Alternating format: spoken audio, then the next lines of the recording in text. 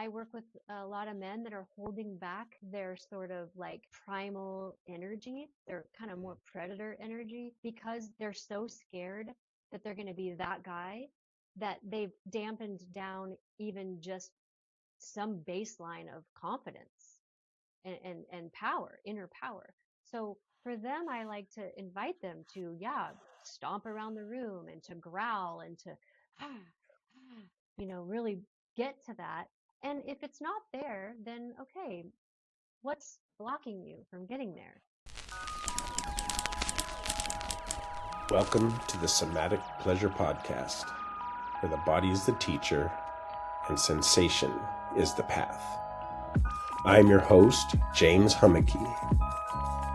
Here we dive into intimacy, truth, erotic intelligence, and the raw edges of being fully alive.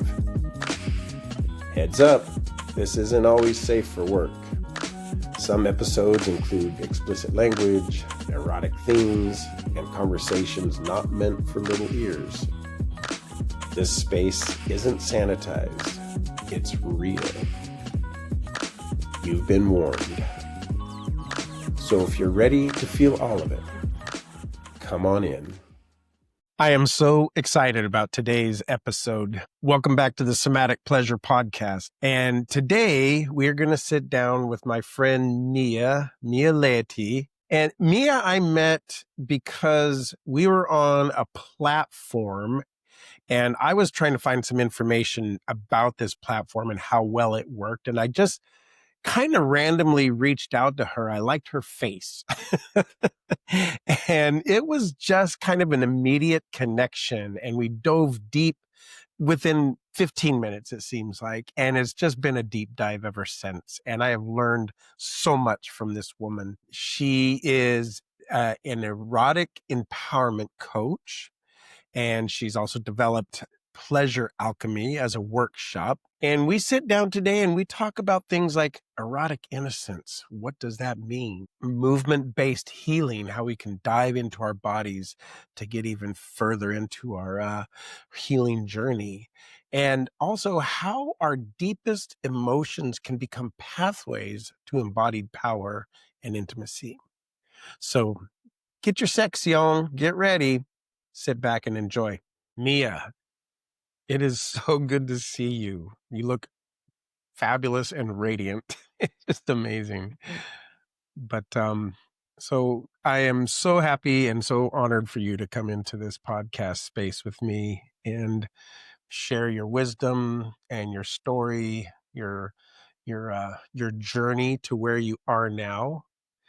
And so we're going to get into it, and you're going to tell everybody who you are and where you are. So one of the things that I'm curious about, I mean, I know a little bit just because I know you, but I don't know everything, is what were the early seeds that pulled you toward this path of erotic empowerment?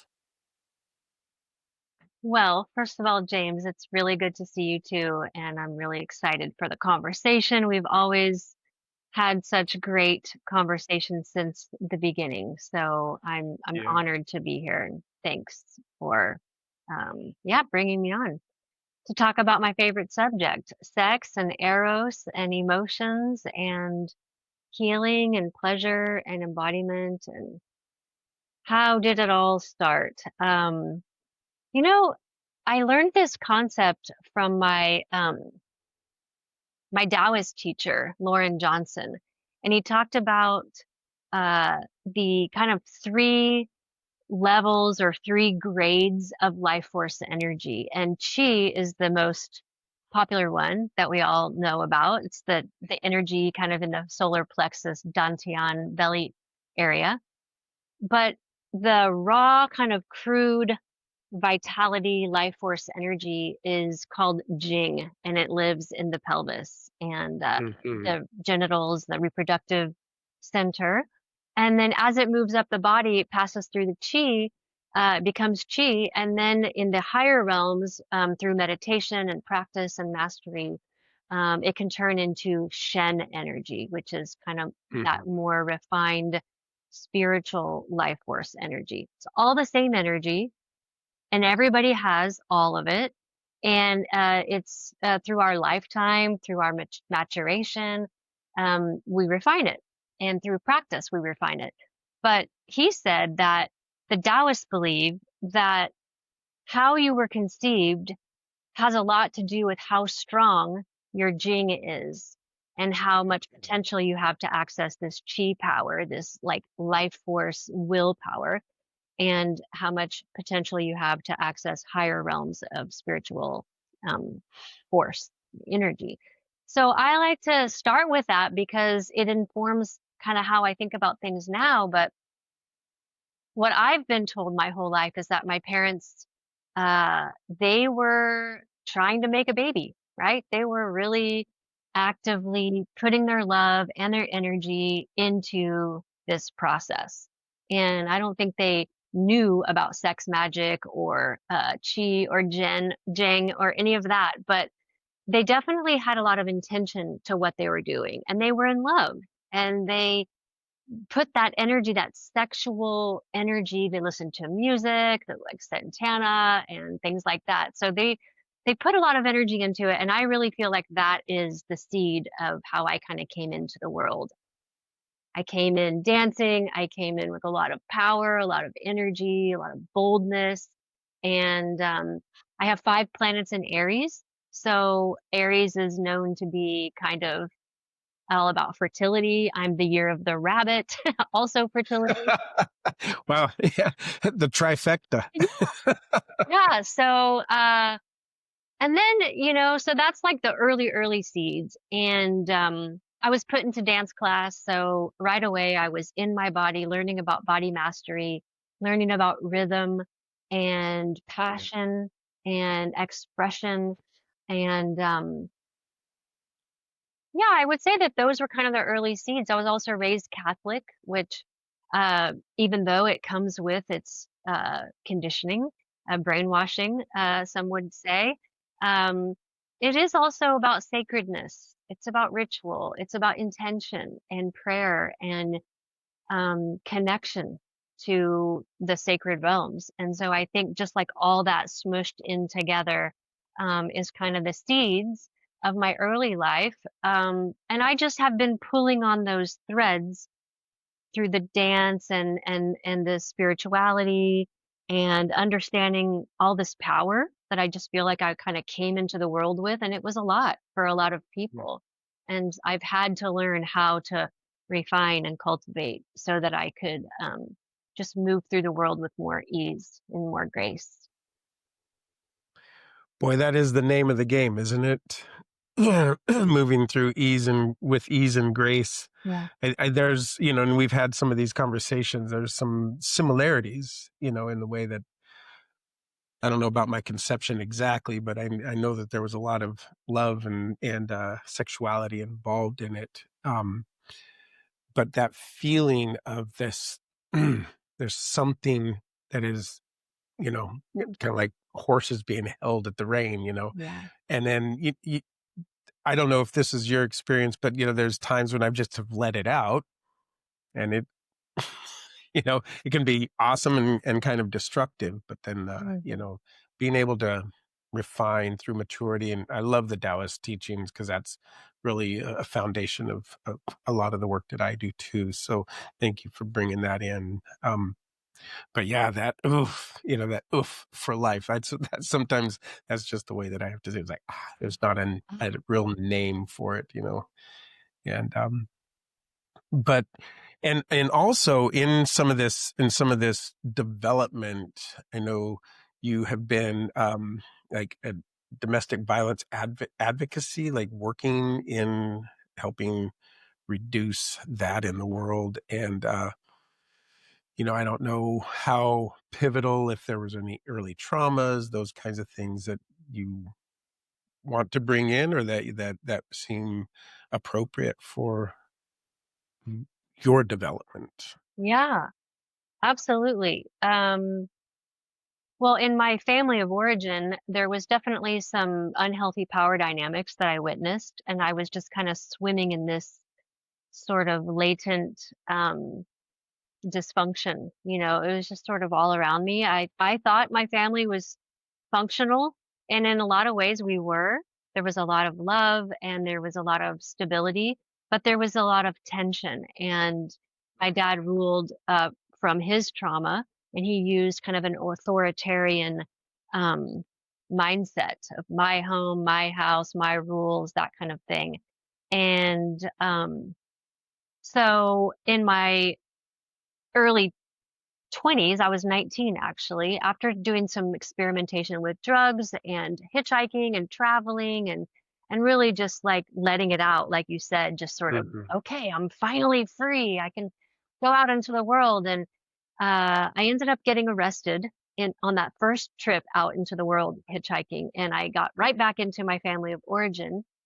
And then I met this woman who ended up becoming kind of like, I mean, she was a dark witch for sure. A very amazing, capable, fantastical kind of unicorn creature. Brilliant, highly creative, very talented artist, and a polyamorous, um, bisexual, free spirit person. And I was like, looking back, I'm like, wow, did I want to be her or did I want to fuck her? I'm not sure that I really knew the difference, but um, I ended up getting kind of tousled around in her world and which led to 6 years of living kind of as her submissive in a end of the world Bible cult, which was connected to the Branch Davidians and very abusive and controlling and a negative experience. So during my formative years, when most people are in a sorority or traveling the world or being in relationships, I was in this very dogmatic, controlled environment and put my sexuality totally aside because I had to survive and was abused verbally, emotionally, financially, spiritually, um, physically. And that was extremely formative. So later on in my life, I would say about 5 years later, after doing a lot of recovery work, I graduated with a sociology, psychology degree, and I went to work in a shelter for women. And there were some men and some trans individuals that were there, but everybody there was escaping some type of dysfunctional domestic violence situation or sexual assault. And my job at first was just answering the phones and working in the shelter, the 10 p.m. to 8 a.m. shift.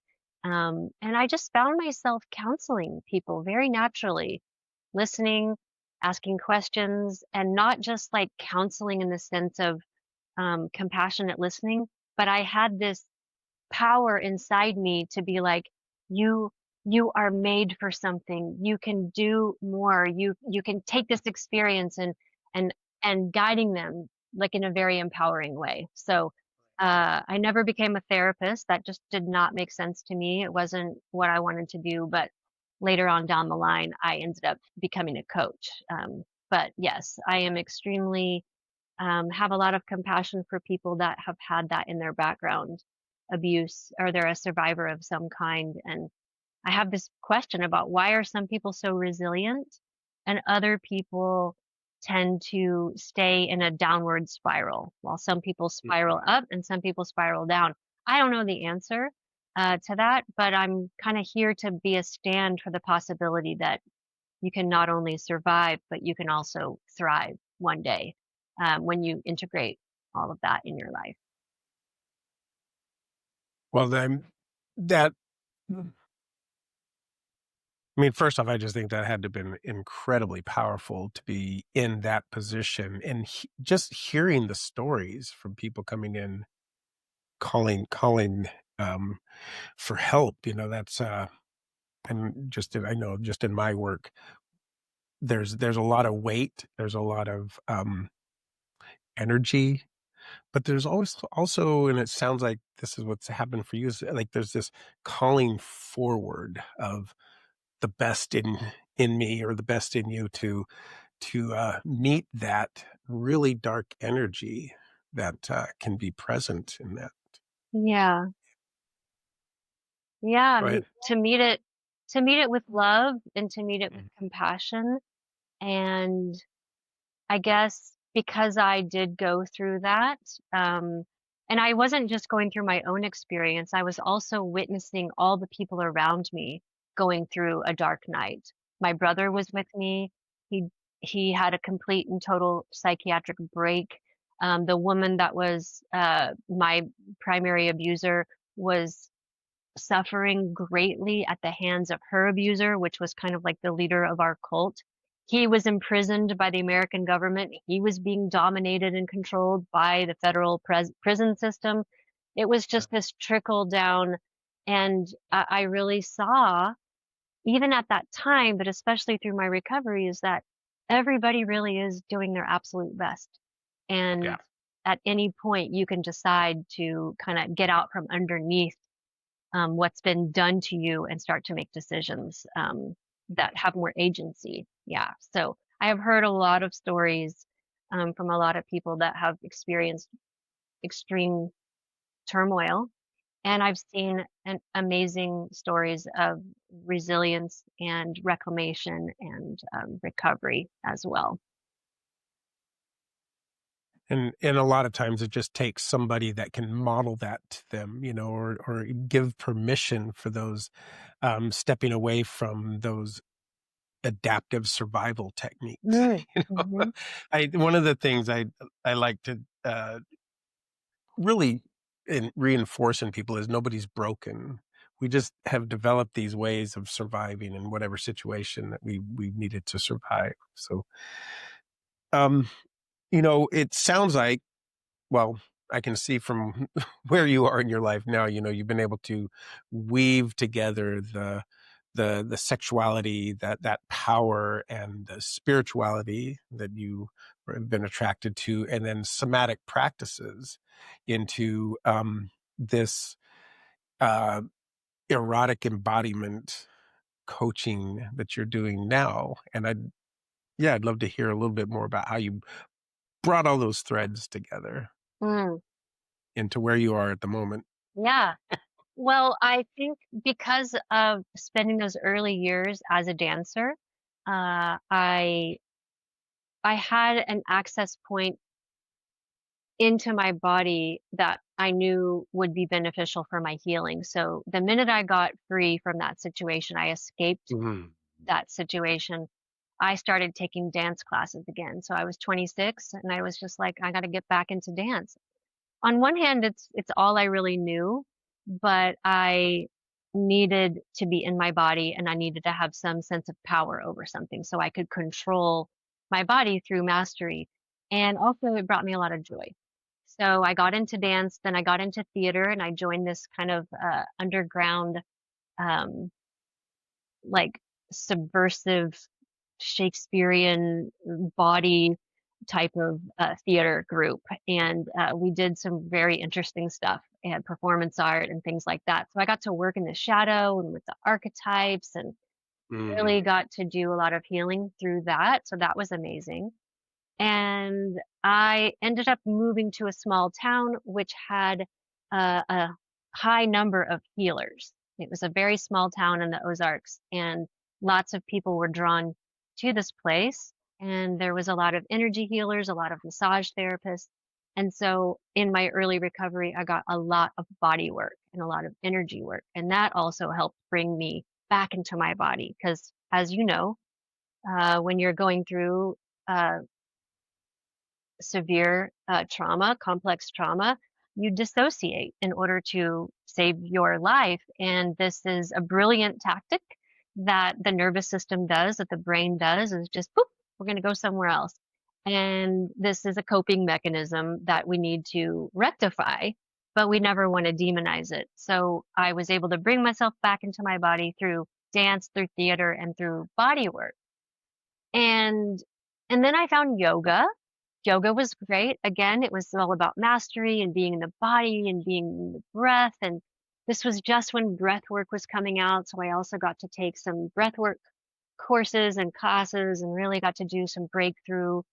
I was really scared of all my rage, like really scared. I just thought oh my God, it's gonna take me over. It's gonna like eat you. I would like the breath would be like, go ahead, just keep breathing. And I was like, trust me, you don't want this to come out, you know? And I was scared of it and I thought it was gonna swallow me. But the breath worker was like, it's okay, it's okay. You can let it out, you know? So all of those different realms that I found myself in all kept showing me that everything that was inside of me was fine. It was natural.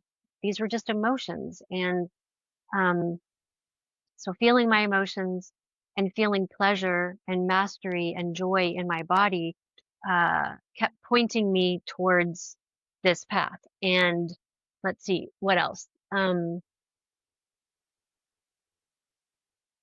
I mean, I tried everything, somatic experiencing, what is it? EFT, the shaking thing, the tremoring, I forget what it's called, the Right.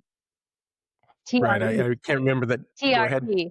Yeah, I Yeah. tried that. I tried everything. And so all of these things I was just doing for myself, right? To bring myself into integration. Um, and so I found myself sort of like, what do I do with all this? I have this degree in psychology and sociology. I've got all these kind of like these different modalities. And it was in the pandemic when I realized that Layla Martin, who I'd been following on YouTube because I loved her work about Tantra and Taoism and sexuality and I just followed her YouTube channel, but I didn't really realize she was a coach and I definitely didn't know she was like a coach's coach.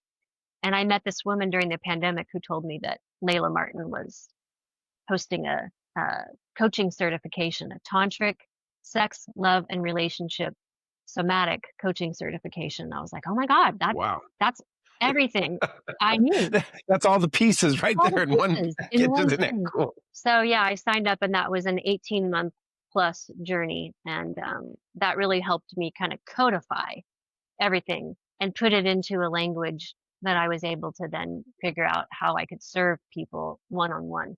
So that's kind of where I'm at now is building that business. And I'm still figuring out which tools of all of those things will serve people the best. One of the things that I've experienced myself over the years is that there's so much that I have to refine whatever I'm offering to who shows up and what shows up in the moment. So having all of those tools, I'm glad to hear a lot of the things that you were talking about because it so mirrors so many of the things that I've done. Is just like, yeah, and that place where you don't want to see that rage. You don't want to, that was my projection, of course, of what I thought was going to happen or what I thought other people could handle. But that place was so strong, and it is so strong. And in this work, I don't know if you've experienced this, but there's a lot of people that have that sort of feeling like whatever this is that wants to come out is too big, too much, and I, to me, that's a really interesting piece. Like, why do people feel that way? Why do we feel that way? Like it's too big, too much? And I'm just wondering, like, do you have any thoughts on that piece? That like, why is Hmm. that so ubiquitous in humanity? I wonder. Hmm. I wonder where I wasn't trying to lead the question. where did that possibly come from? And it's like I'm thinking of the church lady in SNL, like Stainton. It's like, no, it's actually church. It's actually puritanical, white supremacist, colonial conditioning that tells us that your emotions and your body are demonic. And what you need to do is zip it up Yeah. and button it up and stand up straight and keep your head straight on and sit still. God forbid you wiggle or move, And so I think, and then you've also got we've just been passing trauma down for the last thousands and thousands of years, so that most parents cannot handle a child's big feelings. They cannot handle their own, and they definitely can't handle their child. So it's a lot of shushing and don't do that and don't cry and go in your room and cry and don't scream. That's too loud. Turn it off, turn it down. And I mean, that's a whole book right there of just how we've been. Well, I don't know if you've heard this phrase. If you want to cry, I'll give you something to cry about. Yeah, I'll give you something to cry about. Yeah, exactly. Right. So you stubbed your knee and now you're sad and now I'm going to hit you. So you're going to be trauma on top of trauma. Yeah. And so, and when first of all, that's just repressing the emotions.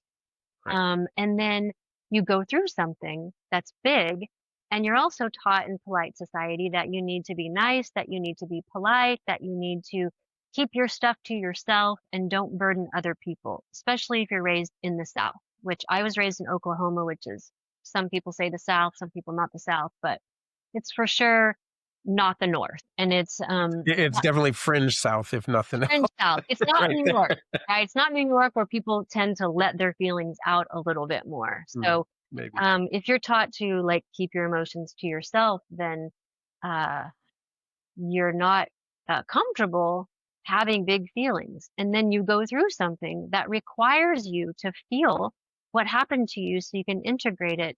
And you're just like, no, there's just a hard no in the body that's trying to protect you, right? It doesn't want you to isolate yourself or get kicked out of the tribe or the group or the family. So you've kind of got these like inner managers, inner protectors telling you not to feel that big thing, because it's going to swallow you up. It's going to set you apart, and it may even get you ostracized or killed. So there's a lot of inner protectors that are keeping us from feeling that.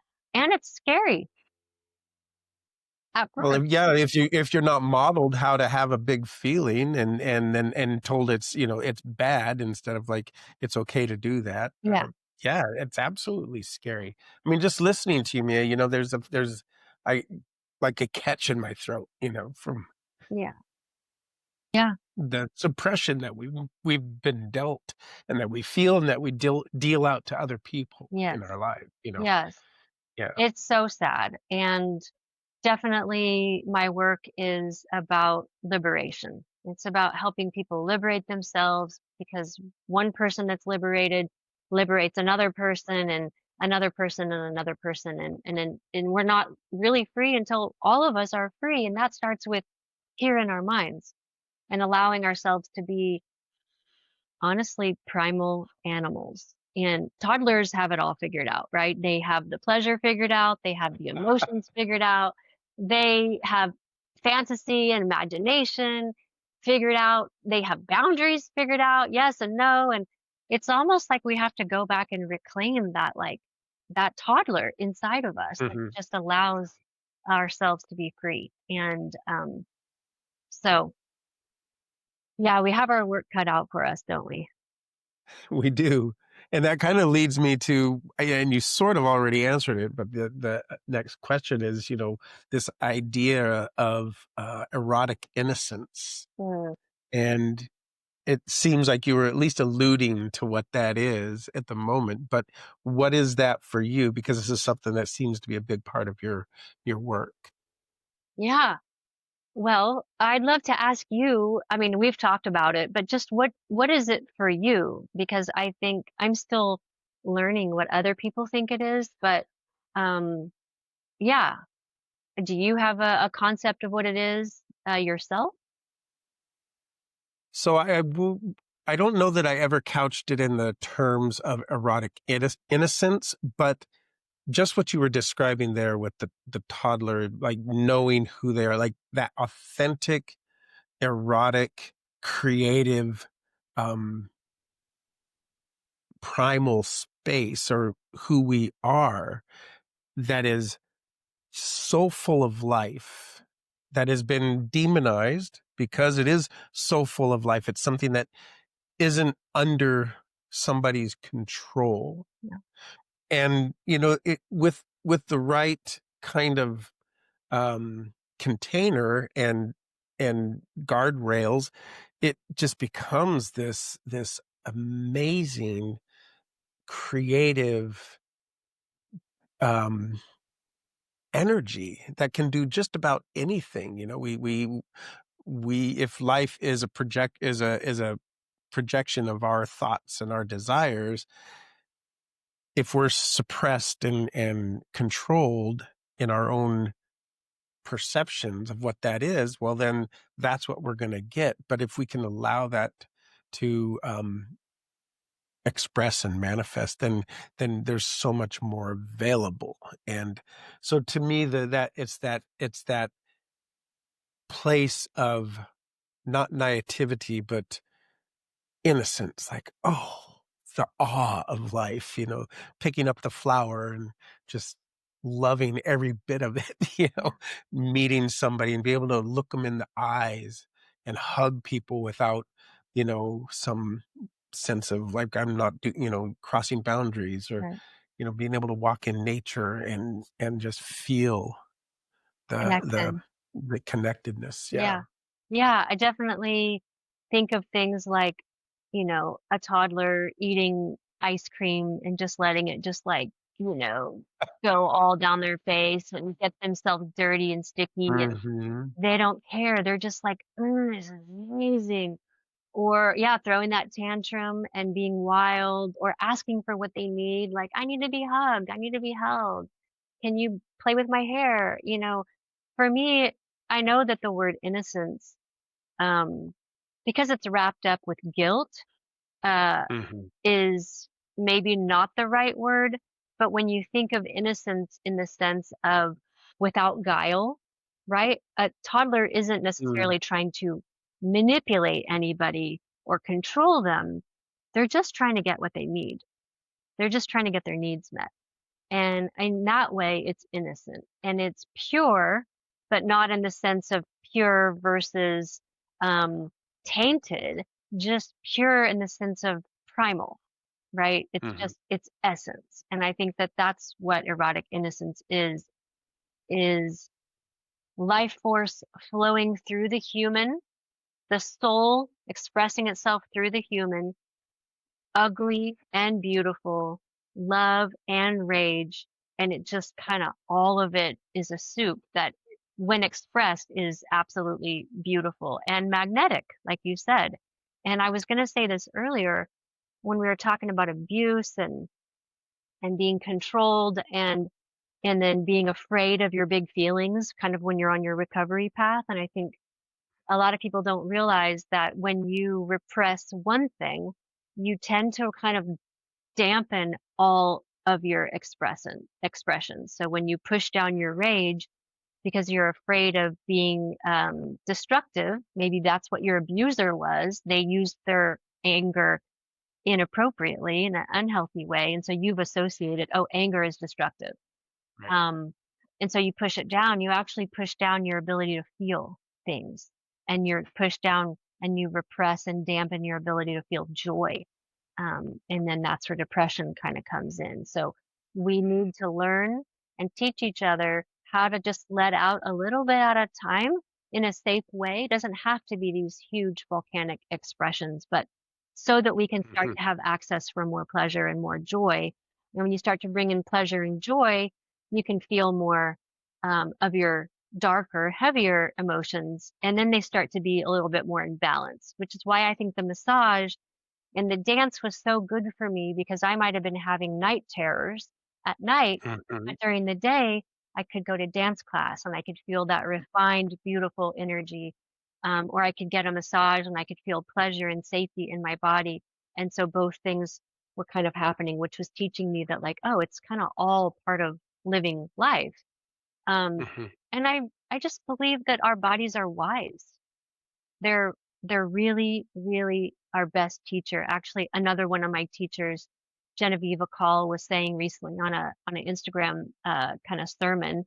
She's a priestess. She was saying that the only book, the only holy book, the only holy scripture that any of us need to read is the one of our own body. Mm. all the answers are there. And it's written just for you. So for me, that's erotic innocence as well. Beautiful. Well, there's two things that I want to pick up on, but I'm going to pick up on I want to come back to movement. So I want to make sure that we get into that before the end of this. But there was you were talking about, that it doesn't have to be that expression doesn't have to be this big explosive thing necessarily. Not that that's bad if it happens. And I don't know if this is your experience at all, but I tell people, okay, catharsis isn't cure. So there's a lot of modalities that sort of, or that have been kind of pushing you towards or asking you to, or sort of guiding you to this more explosive expression. Express your anger, beat the pillow, whatever it is, yell, scream, or, when you go into, a breathwork session, or sometimes certain kinds of body work, and where that cathartic moment is actually almost an end in and of itself, So I have learned now to pull back away, way far away from that. So we're not chasing the trauma, not chasing that explosive cathartic moment, but giving the foundation so that it can, like a pressure valve, can come out at different times. But that's my experience. And I'm just curious what your experience has been around those kinds of expressions or modalities that sort of pull you into that space. Hey there. I am so glad you're here, and I hope you're enjoying the show. And if you are, be sure and hit that like button and subscribe to the channel. You know the drill, and it really helps us out. And if something hits home or you have a question, please leave a comment. I look forward to the interactions, and I read them all. Thank you so much. And now, on with the show. Hmm. Yeah, I think it's a really important part of the conversation, and I'm really glad more healers are having it. I personally, I like to invite people into the grandest expression of what's possible by just giving this blanket permission and encouraging people. If you need to yell, if something needs to be said, then say it. And I work with a lot of men that are holding back their sort of like primal energy, their kind of more predator energy, because they're so scared that they're going to be that guy that they've dampened down even just some baseline of confidence and power, inner power. So for them, I like to invite them to, yeah, stomp around the room and to growl and to, ah, really get to that. And if it's not there, then okay, what's blocking you from getting there? So when we sort of, for me, give it as an example of it could look like this, right? You could be screaming and yelling all the things you would have wanted to say to your dad that you never got to, or your bully or whatever. And also, if you're not able to do that, let's find out what's in the way and work with that. Okay, you're embarrassed. Okay, let's do a little work around shame and embarrassment. Okay, you're afraid of it. Okay, let's work with fear. So it's just a signal for what needs to be worked with until they can get to a place where they can fully feel that. So a concept I learned about early on in my journey, not super early, but I would say somewhere about in the middle, I learned about the concept of titration, which you're probably familiar with. And that was really helpful because I was doing like a big scream, but I kept throwing my head back and cutting off the supply of the energy in my neural pathways. And the person that was working with me was like, try to keep your head up. But when my head was straight up, I was clamping down and I wasn't really feeling it. So she was like, see if you can just like open your mouth and let out a silent scream and then come back to breath and resource. So this idea of giving people an ability to sort of dance with the bigness but then come back to resource, open their eyes, ground, look around their environment, or to tap into pleasure. Um, so, So me, I'm going to just interrupt you for just a second. Explain the concept of titration so that people can so relate. for me, the way I understand it is, I think it comes from chemistry, and you would, Mhm. let's say you have a faucet where you're adding one element to another element. It has to be like one drop at a time. So you want to turn the valve just enough for one drop to go in and then turn off the valve. So, or if you think about like a sprinkler that you clamp down, you want to open it just a little bit to let a little water through and then close it back. So titration is letting out a little bit at a time. And when it comes to emotional healing, this is really important because I think you're right. If we go for just catharsis without integration, without pleasure, without resource, then we aren't actually teaching anybody how to resource themselves. And we don't want people just exploding their big feelings onto other people or not having a way to get back. Actually, I Yeah. remember one time I was lost in grief. I could not stop crying and I had to call you, remember? Hmm. And you had to talk me back to resource. And I was the middle of the night. I am so grateful that you were able to get on the phone with me because I was stuck in a loop of catharsis, which I'll be honest, feels really good. It's just a little scary. Oh no. It's all the dopamine. All the dopamine is just like, oh my God, it feels so good. And it's like you get stuck in that and then you don't, and then you're like, oh my God, it'll never stop. And then you start judging yourselves and then you're adding shame and judgment onto your catharsis because those voices of that's too much, they're just right there, right?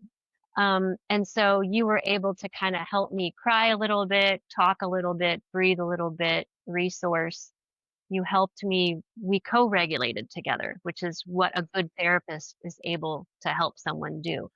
And when it comes to my work, um, it's just a little bit at a time. Like today, we might do a little breath work and you might meet a little bit of your anger. And then you're going to journal about that. You're going to breathe about that over the period of the next week or two, kind of just checking in. How did that feel? What are the thoughts you're having about the big feelings that you had? And then you bring that back and we're able to kind of meet it again and go another layer. Well, that's thank you for that because that's a um just it's a very in-depth explanation of what titration is. And yes, I do remember that time, and it was very touching that you brought that in. Thank you. And any time, and you've been there for me a number of times as well, so thank you.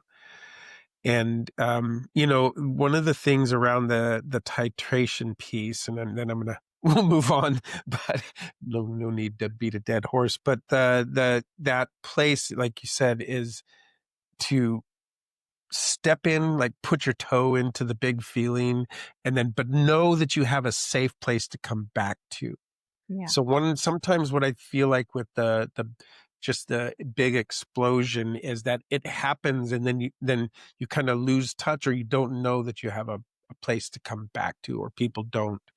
And then they get, I mean, I've seen this happen. I've had it happen in sessions and breath work circles and things, like people just get really scared and they don't know that they can come back. So, just slowly, like, okay. And then, when you build that foundation, then, having that big explosion feels like a really good thing. And cause you have a foundation to come back to. Yeah, That's a really absolutely. important piece. Absolutely. It's definitely, um, like I said at the beginning of this part of the conversation, I'm so glad that we're having these conversations in these realms among practitioners because integration, as we know, is essential for sustainable and lasting recovery. And Yeah. most of us, it's not like we're going back to something great, right? We never had a foundation. We never knew what stability was or what healthy emoting was or what deep and pleasure is all about. So most people have to go through something like suffering and pain, and then into recovery. And what we're wanting to teach people is exactly that, how to presence safety and pleasure and wholeness as the foundation so that we can jump into the deep end and come back. Because the truth is that if you want powerful orgasms or full body orgasms or energy orgasms, or you want to feel heightened states of pleasure, you cannot do that if you're not also willing to go into the deep end of your deep, dark emotion. That's just Right. the truth. That's just the truth. I don't know why that is, but they're two sides of the same coin, I guess. And I find that, you know, yeah, I mean, you can feel pleasure, but if you're wanting something that you've read about or that you've seen someone else talk about, these deep states of pleasure, that's a place that requires a level of fearlessness and also some safety in the foundational realm, right? Both things have to be there. Oh boy, that is just so spot on. And I know that this is what you do too, but just helping people build that foundation first. Yeah. Because the other, like you said, feels really good. Yeah. Like it can be great, but boy, and I tell people, if you want to have better sex, get better in your body. And by that is meaning exactly what you were just saying, is that you can't meet big joy if you don't meet your big anger. Yeah. It's like that's such a beautiful juxtaposition, I It is. guess, It is. and the two It almost sides of the doesn't same make any coin. sense. Yeah. And also, if you want to be a fantastic lover to your partners, then you better be able to feel those big feelings inside yourself. Otherwise, you're going to end up accidentally suppressing your partner by shushing them or soothing them. You know, it really requires self awareness and self soothing for you so that you can deal with whatever's coming up in the lovemaking or the kink session or whatever, because you know your job is not to soothe them, it's just to hold space and let them know it's okay, I'm right here, safety is right here, you go, you feel, that's great, encourage, I encourage that. And I think I'll even help you get there. that will help you get there. Yeah, what do you need, what do you need next?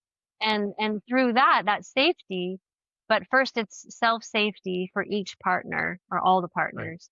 And then, then you can build permission, which is like a bridge to those higher realms, those deeper seas. Yeah. Yeah.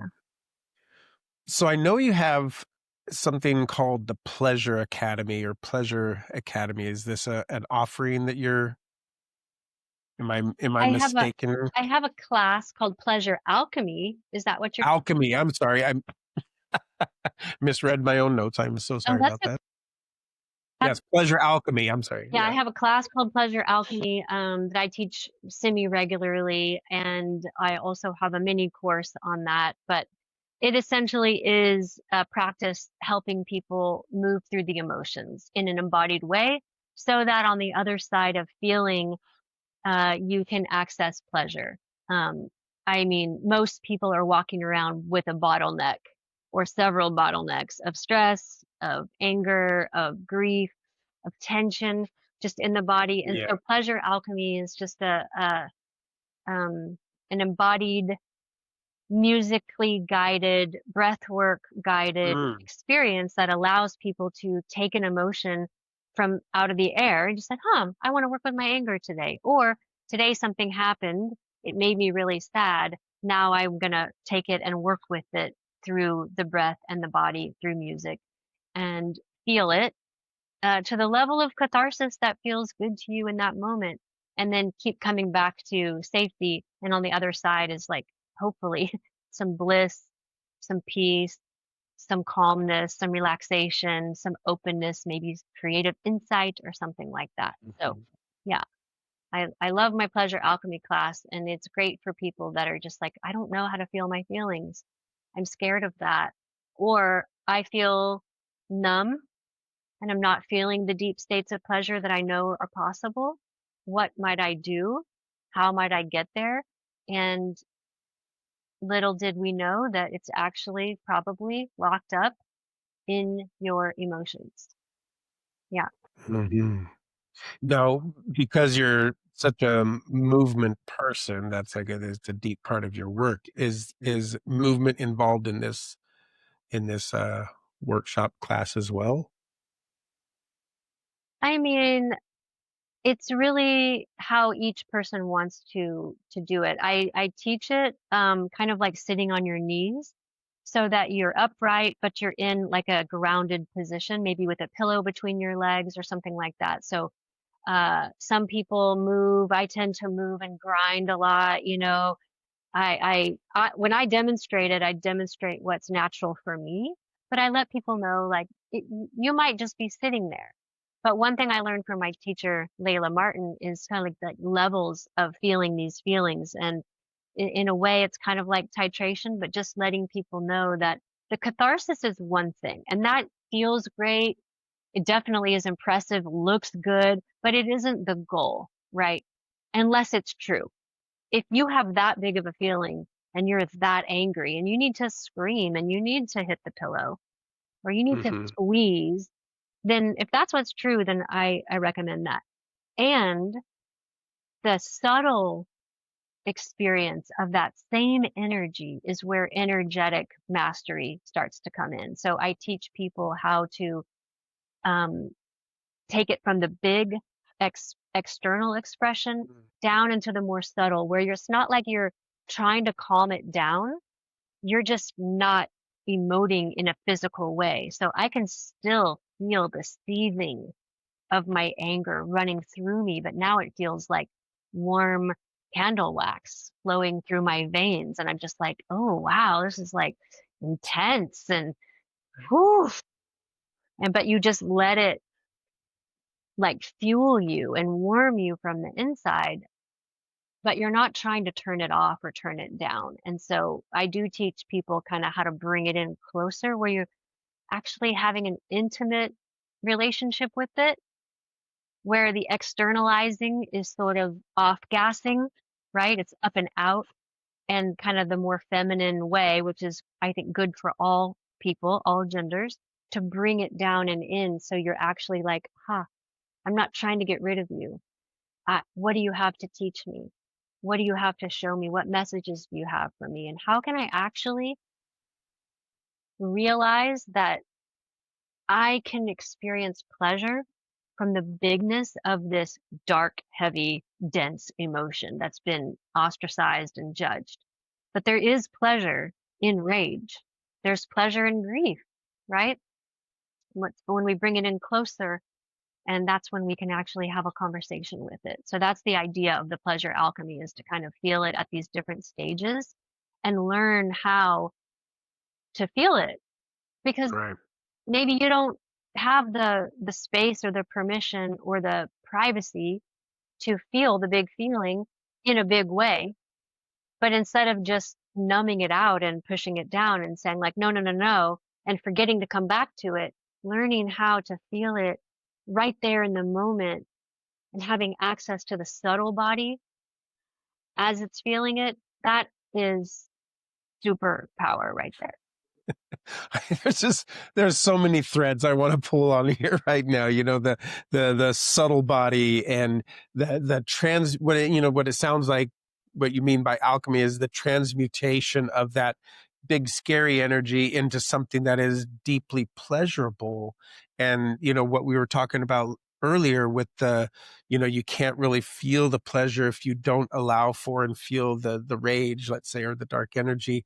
And I mean, this, it's been my experience too, just like dropping into there and there's that, and then you breathe it and you hold it and oh my God, you feel that, whatever they call it, Kundalini or the blue cool energy moving up through, the back of your spine. And there's just I mean, even in the Bible, they talk about, the way out is in, or the way to the kingdom of heaven is through you, Mm-hmm. basically, Mm-hmm. through your body. Through your And body. it is just such a foundational idea and philosophy, not just a philosophy, but a truism.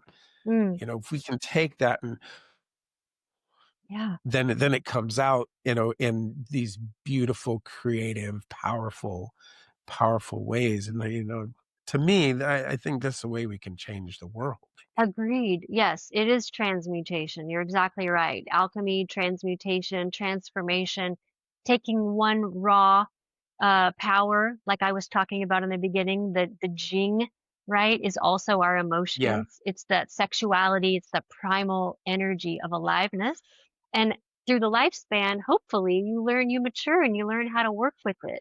You don't just put it on a shelf and say, oh, that's for the young people, that's for toddlerhood. It's like, no, you want that energy to move with you throughout your lifetime and just become a better steward of it.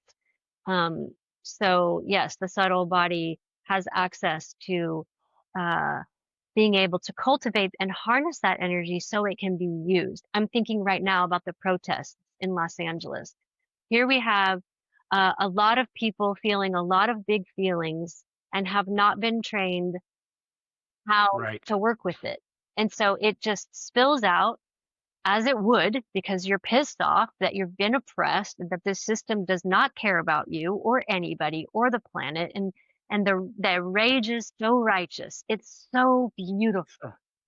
And what what could happen if we were able to put that energy through a machine of some kind and cultivate it into just pure beauty, pure light, which is what it is. And I believe that's what's being done. It's just that's not what we're seeing, right?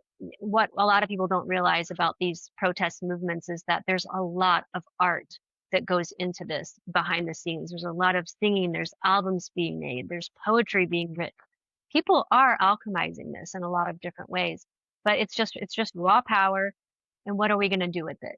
So I agree. And then the media is just going to show us that, they're going to hype up Oh yeah, the they're just going to tell them negatives, and right. the Exactly. sensationalize it. Yeah. Right, which is the same So thing. what we get to see on the media is not, like you said, is definitely not what's happening in the big It's picture. not what's happening in the big picture, and it's just like what we've been told, what our parents have told us, that's too much, that's too big, and you need to like stop your tantrum right now, right this minute. And it's like that's what creates disease, and that's what creates the bottleneck, and that's what creates poverty and intergenerational trauma, and then turning on your neighbor, because the truth is that emotions have a cycle and they need to go through their cycle. Um, and we can learn how to do that in a better way. And in the meantime, we can flood our systems with pleasure by bringing that energy closer in so that we can make the ugly face during sex, so that we can writhe and become an animal or whatever is coming online during those experiences. I mean, what I can't think of a more primal, animalistic, beautiful, ecstatic experience in a human life than actual sex that is, unleashed and liberated, Unbridled, yeah. unbridled. That's the word. Yeah. Yeah. Well, damn it. Let's have a lot more of that. Yes. There, Unapologetic. what's that? Unapologetic.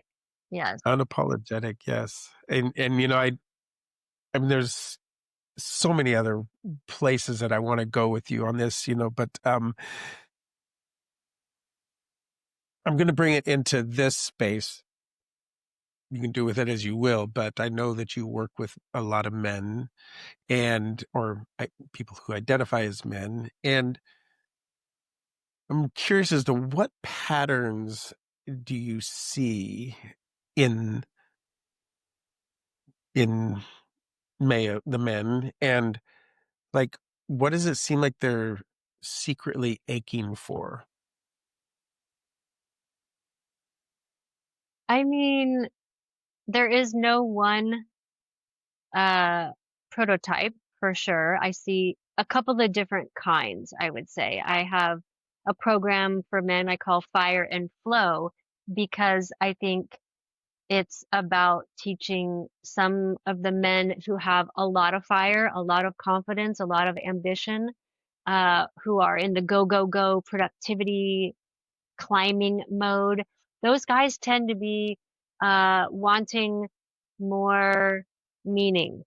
They're like, I'm having great sex and it's starting to feel meaningless, or I'm having a lot of sex that's starting to feel meaningless, right? They're not connecting to their partners, or they know because their cholesterol and their heart is elevated all the time. They're feeling a lot of tension. And so for them, I want them to come more into their flow. I want them to start feeling some of those other feelings that they're maybe avoiding, maybe some sadness or maybe some tenderness or maybe just some peace. And so I have them do a lot of emotional work, slowing down, a lot of down regulation, downshifting, so that they can start to feel more, so that they can have more presence with the person that they're connecting with, instead of just doing a thing, crossing it off the list, having the sex and the orgasm and done and on to let's go back and make some money, you know? Next.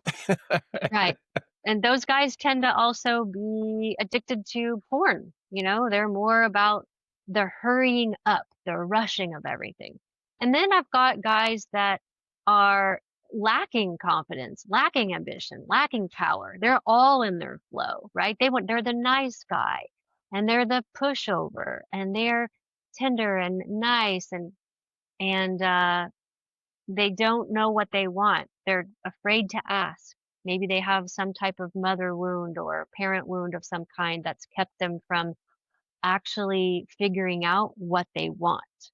And they're afraid of being too much, too loud, too selfish. And so they need to activate their power, their fire. So I have them doing a lot of breath work and growling and some of that bigger energy and stomping and provoking and looking in the mirror and like kind of puffing up a little bit more so that they can feel some of their own power. And then we learn how to channel that into their life. And I ask them a lot, like, what do you want? What do you want in your life? And they're like, yeah. They don't really know and they're afraid to say. So that's two right there. But I also have men that are kinky and they don't know how to bring their partner along on that journey, right? They've been looking on the internet in places that show certain films and videos, and they've been researching, they've been listening to podcasts, they've been following people on OnlyFans, and they already have come to some level of acceptance. This is who they are. This is what they want. But then how do I have this conversation with my partner? I don't want to do anything that they don't want to do.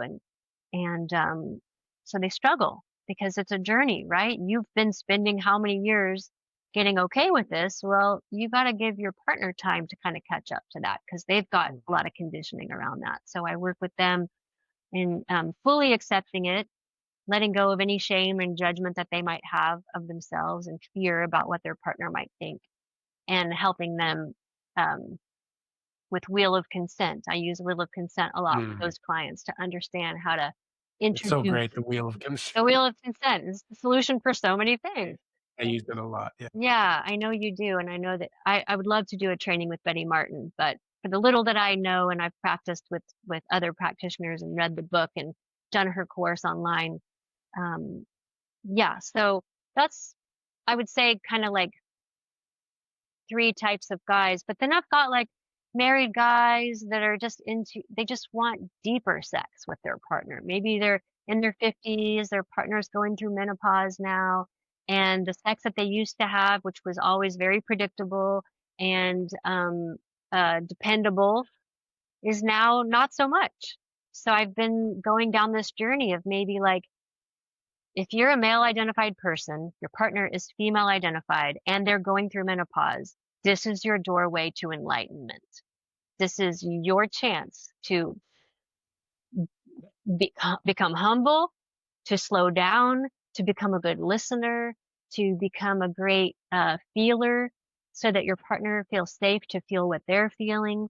Again, not shushing your partner or dismissing what she's feeling.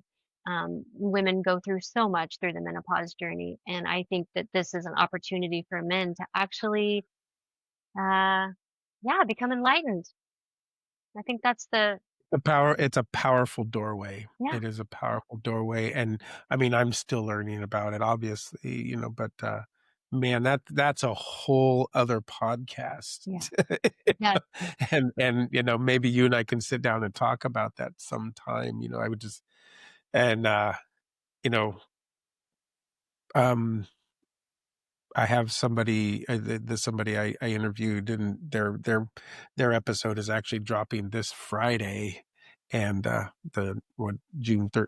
Maybe I shouldn't even be mentioning this because, but anyway, this is a big topic, the menopause, the shift, which is not just. I mean, women have a different kind of, men have a different kind of change, hmm, right?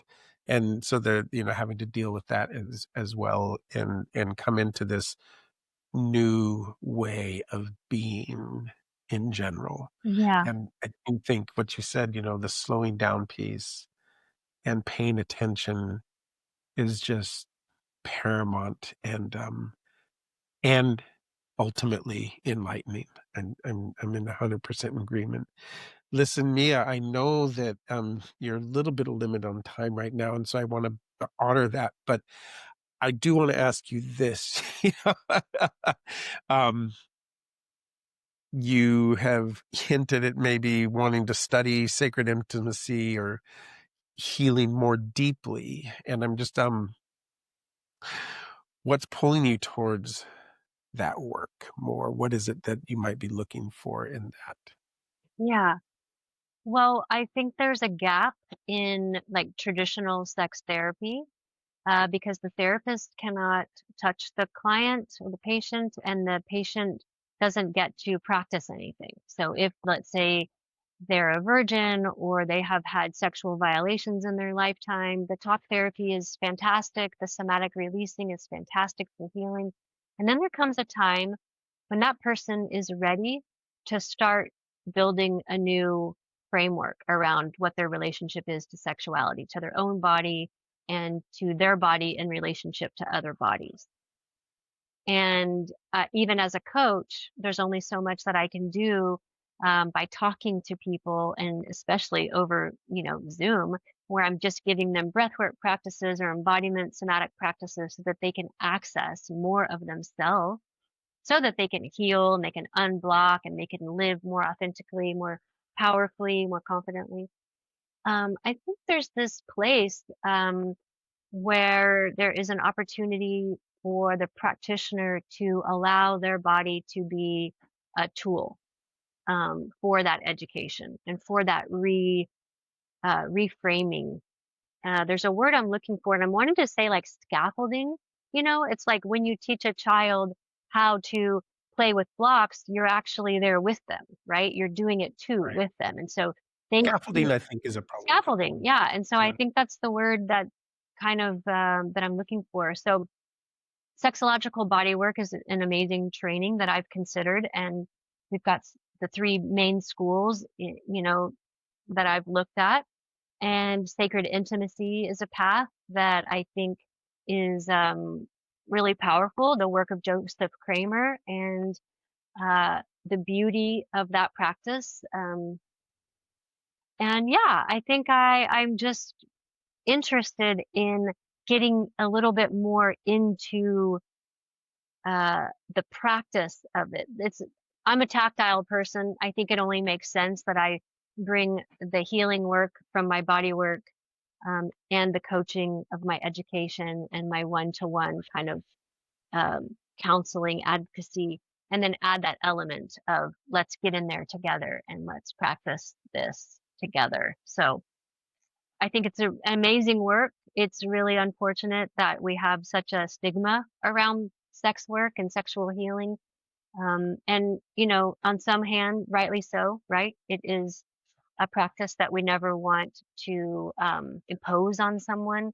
or take anything from another person, but with the proper ethics and framework and agreements, I think a lot of beauty and healing and education can happen very quickly when you have two consenting adults and one highly trained practitioner. Uh, yeah, even working with couples in that way, being able to kind of be in the mix with them, I think is really cool. And I'm really turned on by the possibility. Yeah. Beautiful. Yeah, I think that again, I think that's another whole podcast. That's a beautiful area to dive into more, because I too have the same feeling of like we've removed the body and touch and what it means to be human from the therapeutic model so much that it just is almost Yeah. hollowed it out in a lot Yeah. of ways. Yeah.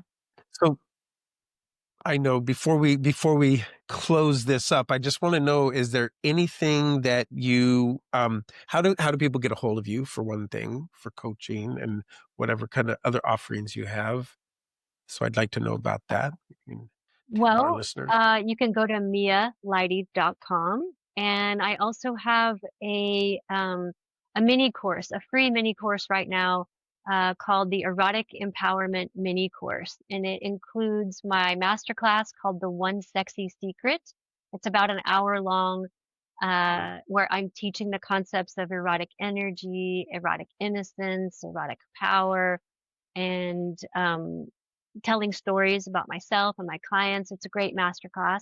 And then it comes with a beautiful workbook that is fillable and interactive, that gets you asking questions and answering questions so that you can find out kind of where your baseline is and what you want.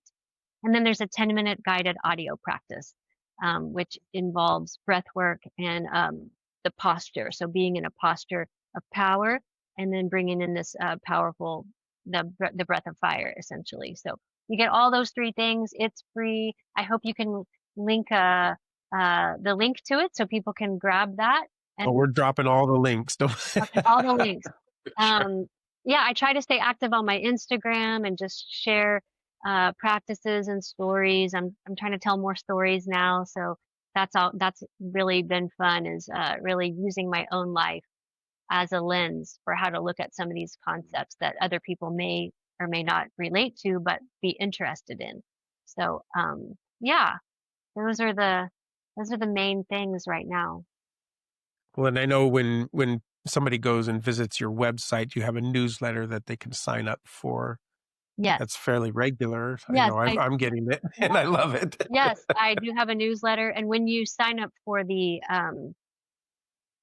Erotic Empowerment Mini Course, you'll also be put on the newsletter. So Okay. either way, however you want to get on the newsletter, I do try to, send out, not too much, a couple of months, but yes, I try to write in a way that, again, telling stories that people can Mhm. relate to. Yeah. They're very readable. Thank you. They are.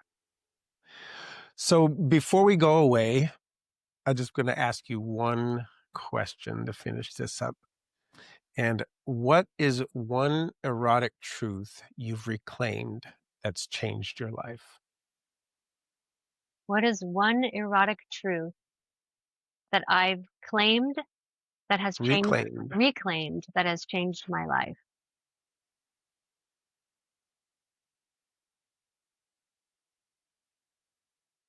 That our life is erotic. Just being alive is an erotic experience, and that I have been erotic all my life since I was a baby, and staying in that deep innocence of my pleasure while I'm having sex, while I'm sharing intimacy with other people, has been extremely liberating and healing for me. Instead of trying to think of eros and eroticism as something I'm moving towards, it's more something I'm returning to. And it's how I grow. It's actually how I've been growing through life, is through my eros and what I've been attracted to, and why I've gone on this path and not that path. That's my Eros. And I feel like really passionate about letting everybody know that your erotic energy is yours. It's yours to play with and to work with, and to follow that and listen to that and let it guide you. That's what I've done, and I feel so blessed at where it's led me. So yeah, thank you for asking.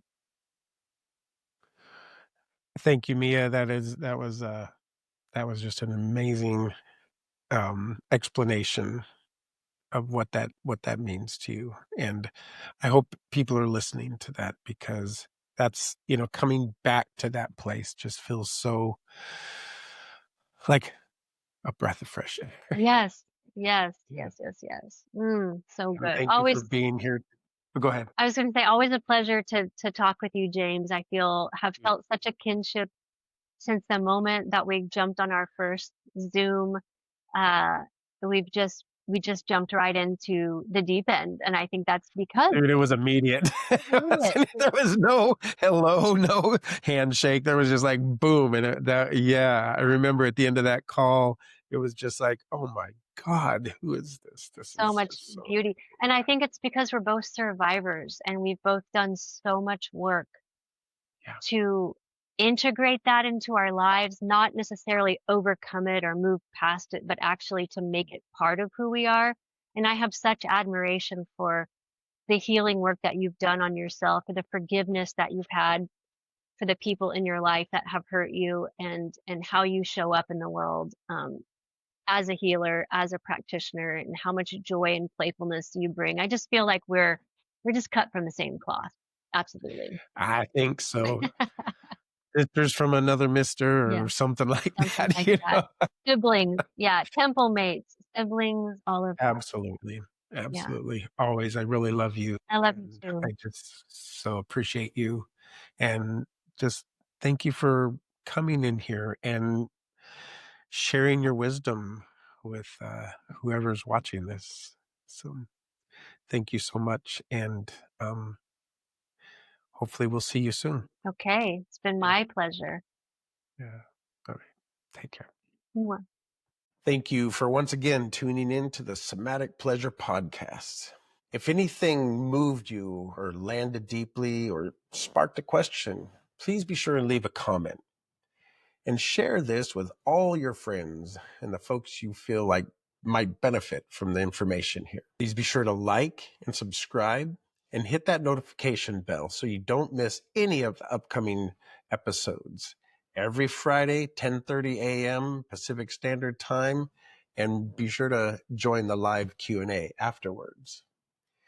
And if you want to keep this conversation going, please join us inside Pan's Sanctuary, a private community for seekers of truth, lovers of embodiment, and somatic mischief makers. Hope to see you there. Have a great day.